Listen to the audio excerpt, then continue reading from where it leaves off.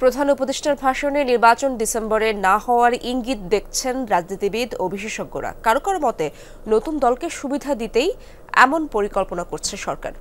সংস্কার প্রক্রিয়া বাস্তবায়নে সময় লাগার কথা বলা হলেও বিশ্লেষকদের মতে বেশি দেরি হলে নতুন নতুন চ্যালেঞ্জের মুখে পড়বে সরকার।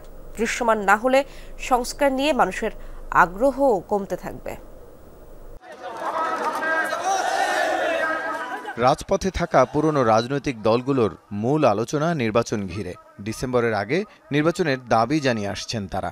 বিভিন্ন সময়ে বিদেশি মিডিয়ার কাছে প্রধান উপদেষ্টার দেয়া বক্তব্যে ডিসেম্বরে নির্বাচনের সম্ভাব্যতা দেখলেও মঙ্গলবারের ভাষণে তা দেখছেন না কেউ কেউ। বরং নির্বাচন কিছুটা পিছিয়ে যাওয়ার ইঙ্গিতের কথা জানান তারা। মনে হচ্ছে ডিসেম্বরের ডেডলাইনটা আর থাকছে না, যেহেতু ডিসেম্বর থেকে জুন, এমন তো বলা হয়নি ডিসেম্বর থেকে ফেব্রুয়ারি, তো 6 মাসের একটা ব্যবধান। মনে হচ্ছে যে নির্বাচন একটু পিছাচ্ছে, এবং যদিও বলা হচ্ছে যে বক্তব্যে বলা হচ্ছে যে নির্বাচন কমিশন প্রস্তুতি নিচ্ছে, কিন্তু প্রস্তুতির যে ধরন সেটা তো দৃশ্যমান না। ছাত্রদের যে দলটা করা হয়েছে সেই দলের সময় তো দরকার, তো রিয়েলিটি এটা তারা যদি চায়, এবং ডক্টর ইউনূস বলেছেন তাদেরকে তো সেই সুযোগ দিতে হবে, তারা দল করতে পারে যাতে, এটা যদি সেরকম সুযোগ দেওয়া হয়, কারণ এরকমই যদি হয় তাহলে তো বড় প্রস্তুত করাই যেতে পারে। কেন আপনি দেবেন? নর্মাল প্রসেসে যান। সরকারের বার্তা ছিল সংস্কারের সাথে নির্বাচনের সময়সীমা সম্পর্কিত। জুন পর্যন্ত ভোট গড়ানোর মানে কি তবে দীর্ঘ সংস্কার প্যাকেজের দিকে হাঁটছে সরকার?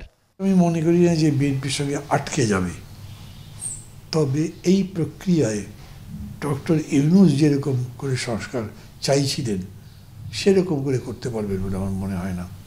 কারণ বিএনপি সংবিধান সংস্কারের অনেকগুলো ব্যাপারে তাদের জায়গা হয়তো ছাড়বেই না। যত দেরি হয়ে যাবে তত তো সংস্কারের প্রতি মানুষের আগ্রহ কমবে, রাজনৈতিক দলগুলো আগ্রহ কমবে, তখন এটার আপিল কমে যায়। এই আপিলটা কমে গেলে তো এটাকে বাস্তবায়ন করা কঠিন।